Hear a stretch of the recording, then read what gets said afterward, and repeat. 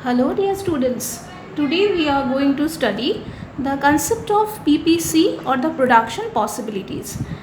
So we are going to start with the definition as usual, and I think that all of us we know it. So let's go through once.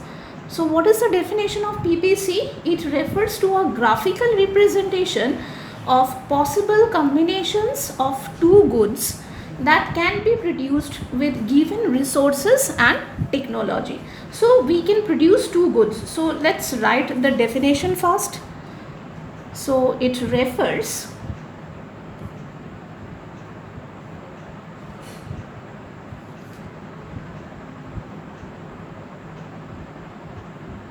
to graphical representation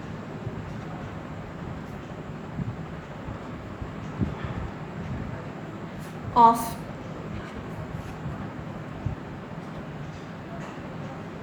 possible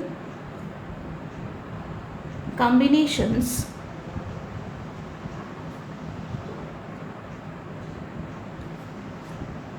of two goods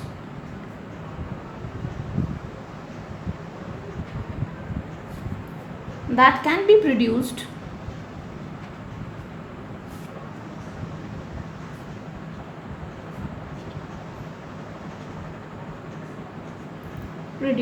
with given resources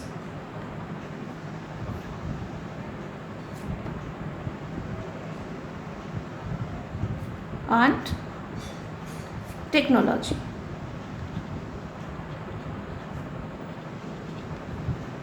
So this given resources and technology, this is very important. So I'm just highlighting it because we know that the resources are limited, isn't it? So now we will go through the assumptions. So we are making basically three assumptions for drawing of this production possibility curve. So what are the assumption? First assumption is, number one assumption, with the help of given resources, with the help of given resources, only two goods can be produced.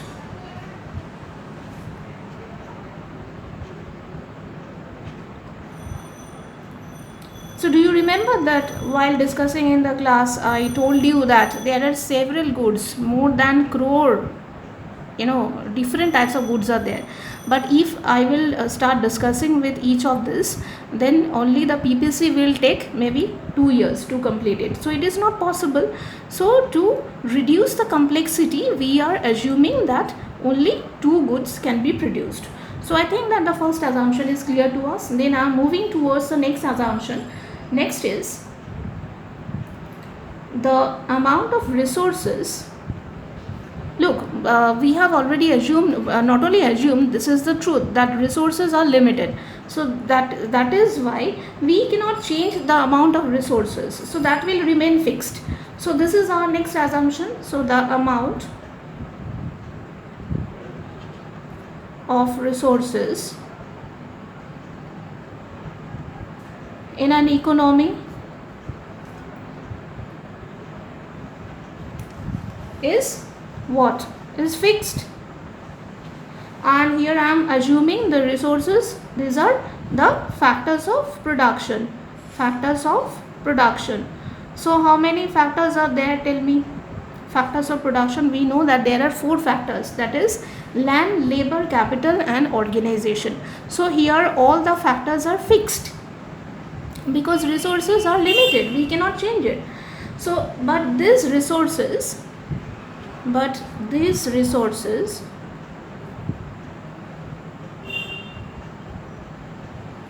can be shifted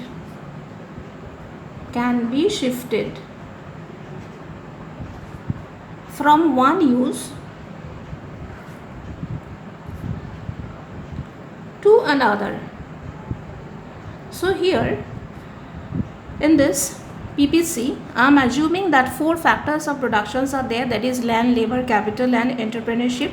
So here the labor can be shifted from one production to another. So these I am assuming. Is that clear?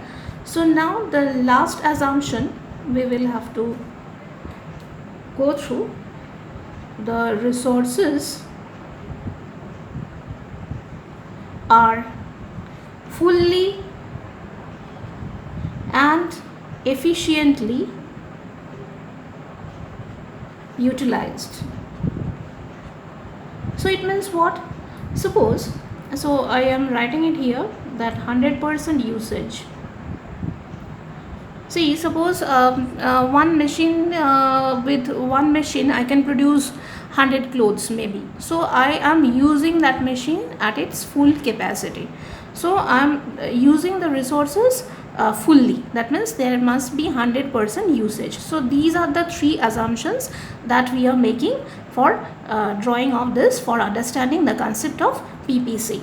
So now I will explain how to draw the PPC curve, but before that we definitely know that for drawing any type of curve we need to know the schedule, because from the schedule we will draw the curve.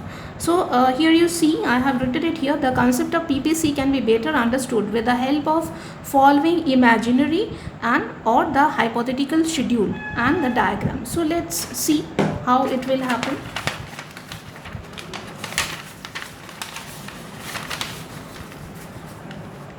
See, this is a practical class and I want that all of you, I have told you for the several times that when we will sit for the economics class, you will have to sit with the pen and paper, because all the time we are doing the practicals and I do believe in practicals. So learning by doing, isn't it? So here I have assumed that this in the first column we can see that how many columns are there, 1 2 3 4 5. So in the first column I have written what production possibility combination.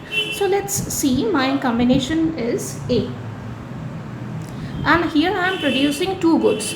One is gun and another one is wheat. So I have already given you the explanation during the class. I have told you that there are 3 types. The production can be of 3 types. That means maybe the manufacturing, I may produce the manufacturing goods, I may manufacture anything, I may produce agricultural products, or I may produce some service, but service I am not taking into account. So I am here I am assuming that I am producing one manufacturing product, that means the guns, and another one is the agricultural product, that is the wheat. Is that clear? So I am taking it imaginary. So suppose I am producing guns of 21 units, and when I am producing the gun, so I am assuming that all the laborers, they are engaged in producing the gun. So no one is producing the wheat. So what will happen? So production of wheat will be 0. So do you have any confusion up to this? If you have any confusion, so in my YouTube video you can ask me the question. Is that clear? So I'm repeating once again, while I'm producing the gun of 21 units, I'm assuming, I have already assumed that maybe all the laborers, they are engaged in production of the guns, that means the manufacturing thing. So when they are engaged in producing gun, so no labor will be there for production of wheat. So the production will be what? The production will be 0. So there is no doubt about that. So now let's come to the next production possibility combination. This is combination B. So here I am assuming that the production of gun is now 20 units. Why? Because I am assuming again that some of the laborers, they are shifted from guns to wheat. Is that clear? So I am shifting the laborer, I am shifting my laborer from guns to wheat. So definitely the production of wheat will increase. So I am assuming now the production of wheat is 1 unit. Is that clear? Now for the next combination, I am assuming that the production of guns, these are 18 units. Why? Because I have shifted more amount of laborer from the guns production to wheat production. And again, definitely the production of wheat will increase as more laborers are engaged. So in this way I need to complete the schedule.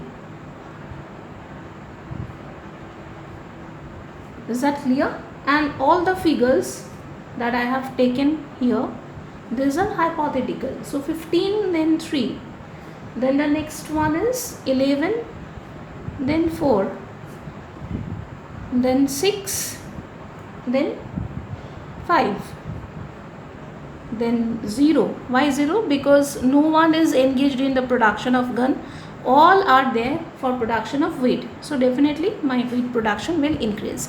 Now if I will go through the trend, can you see something? I can see something. I'm telling that to you, that from 21 to 20 units, when I was there for the production of combination B, then how many unit I have lost? 1 unit. So this is clear, from 21 to 20 for the combination B. Then when I have shifted from combination B to C, then how many guns I have lost? 2. Then from this 3, this 4, this 5, and this 6. Is that clear? So these are the loss. Loss of what? Loss for the production of gun. And here also we can see one trend. Trend is what? We are gaining, isn't it? From 0 to 1. So definitely we have gained 1 unit from 1 to 2. So again 1 unit I have gained from 2 to 3. Then again 1, 3 to 4, 1, 4 to 5, 1, and 5 to 6, 1. So these are the gain in case of the production of wheat, isn't it? So the thing is clear to all of us, and during exam you don't have to write this, as I'm explaining the thing to you. So I'm writing all this thing. So in the exam you will only write 20, 21, 20, 18 like this only. Is that clear? Now for the next column, we can see one thing is written, that is MOC. MOC is what? MOC is marginal opportunity cost. I will later explain you the definition. So how we are going to calculate MOC? MOC means, the formula is of MOC is loss by gain. So loss, yes, we have seen that in case of the gun production we are facing the loss. So definitely loss is there and gain is also there in case of the wheat. So we can definitely calculate MOC. So there is no doubt about that. So let's calculate this one. But for the first combination, so whether for the very first combination we have got the loss or anything, the answer is no, because we do not know the previous unit. So how it is possible for us to know that the first unit for the combination A, that whether we are facing the loss or the gain, isn't it? So for the first unit we will put a dash. Is that clear? For the next unit, what will happen? Loss is how much? Loss is 1. Loss is how 1. You may ask how. So I am showing you the detail. 21 minus 20, that is my loss. So loss is how much? 1, isn't it? Loss is 1. And gain how much? Gain is also 1. 1 minus 0, 1. So 1 by 1 equals to 1. Is that clear? So in this way we will have to proceed. So for the next unit C, what is happening? So 20 minus 18. This is my loss. 20 minus 18. So I have lost 2 units of guns. So I have written it. And gain is how much? Again 1. 2 minus 1. Is that clear? This is not 21. This is 2 minus 1. Is that clear? So now I can see this is 2 by 1. So that means 2. Is that clear? So in this way we will have to proceed. So now I am not explaining, I am just writing it here so that you will be able to understand. So 18 minus 15 divided by what? 3 minus 2. That means how much is coming? 3 by 1 equals to 3. Then here 15 minus 11 divided by 4 minus 3. How much? 4 by 1 equals to 4. Then here how much it is? I think that I know that all of you are doing it by yourself, isn't it? 5 minus 4, so it is coming as 5 by 1, that means 5. And here 6 minus 0 divided by 6 minus 5 equals to how much? 6 by 1, that means 6. So my MOC I have calculated. So what we have learnt, MOC means, what is the formula of MOC? Loss by gain. MOC is the marginal opportunity cost. Now the next column and the last column, we can see that here it is written as MRT. MRT means, MRT is what? Any idea regarding MRT? MRT is the marginal rate of transformation. Marginal rate of transformation. I will give you the definition, but here we need to know the formula first. So we can write MRT as loss is to gain.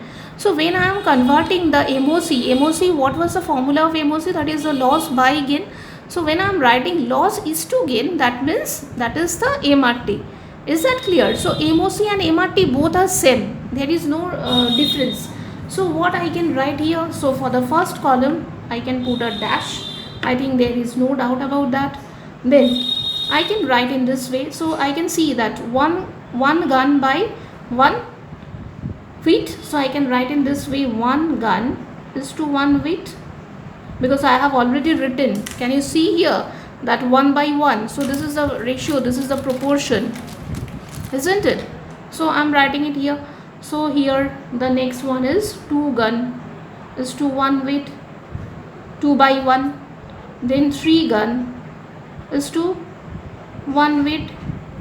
Then 4 gun is to 1 weight. Is that clear?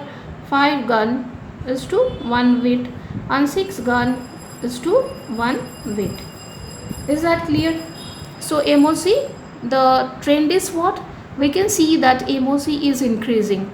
Why? Because 1, 2, 3, 4, 5, 6, for this combination we can see that MOC is increasing and MRT is also increasing. So now we will learn the definition of MOC and MRT, as we have already learned the formula. So once we know the formula, we can form our own definition from the formula. So there is no harm in it. I have told you that you don't have to copy from the book. You can form your own definition with this formula. So MOC, the formula is what? Loss by gain. So now, so what will be the definition of MOC? So let's write it. It refers to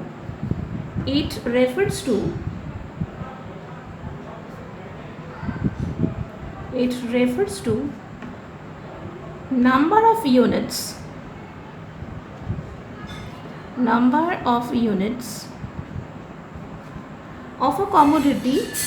of a commodity sacrificed. Sacrifice means the loss. So for production if I want to produce more wheat, I will suffer the loss in case of the gun, because I am shifting some labor from gun to wheat. Is that clear? So sacrifice or loss, both are same. So it refers to a number of units of a commodity sacrificed to gain one additional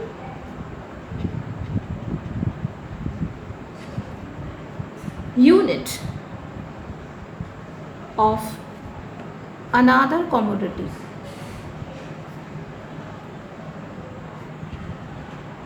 That means when we want to produce more wheat, we will have to sacrifice the production of gun. So this is the definition of MOC. So you can, if you write that loss by gain, then that is also okay. So that is also that will also be the correct definition of MOC. Now what is MRT? MRT means the ratio. Here we can see that while MOC is loss divided by gain, MRT means loss is to gain, isn't it? So the definition of MRT is what? MRT means marginal rate of transformation. Marginal rate of transformation. So it is the ratio of, it is the ratio of number of units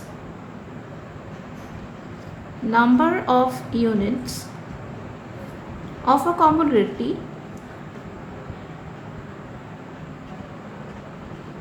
sacrificed. So the ratio, the word ratio is very important. So MRT means ratio, the proportion. I think all of us, we can relate, isn't it? So the units of a commodity sacrificed to gain an additional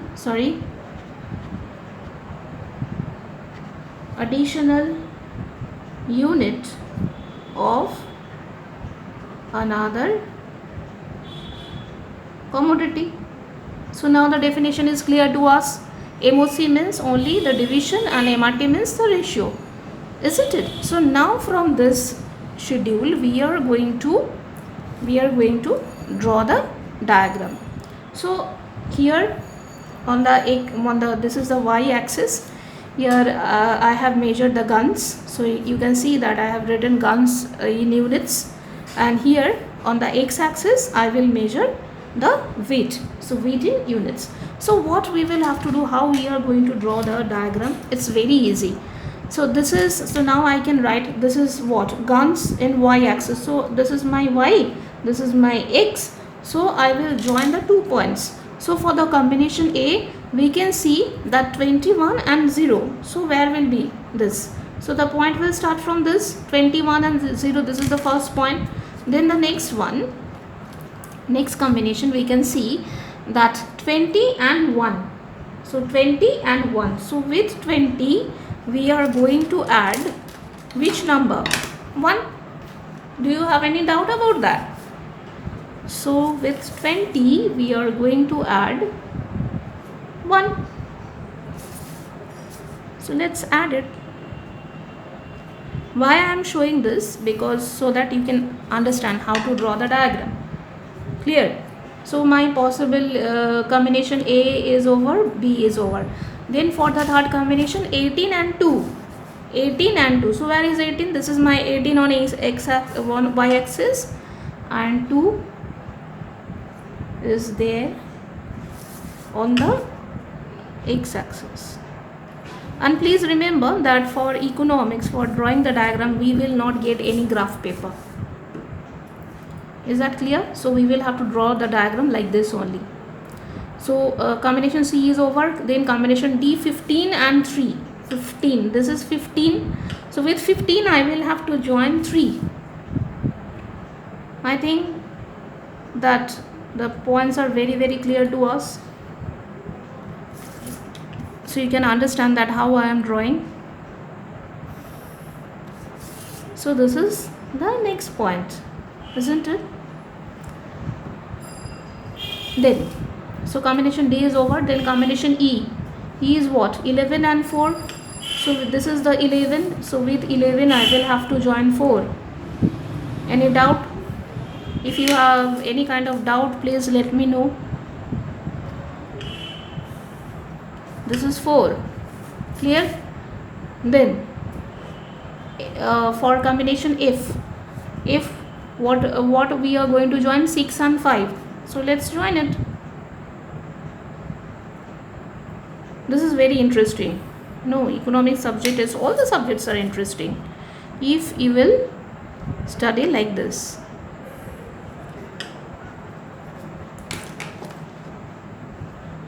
So I have joined, and the last one is 0 and 6. That means the last point is this. So now I will have to join all the points and I will get a curve. So I hope that all of us, we have understood how we are going to get the curve. So let's join.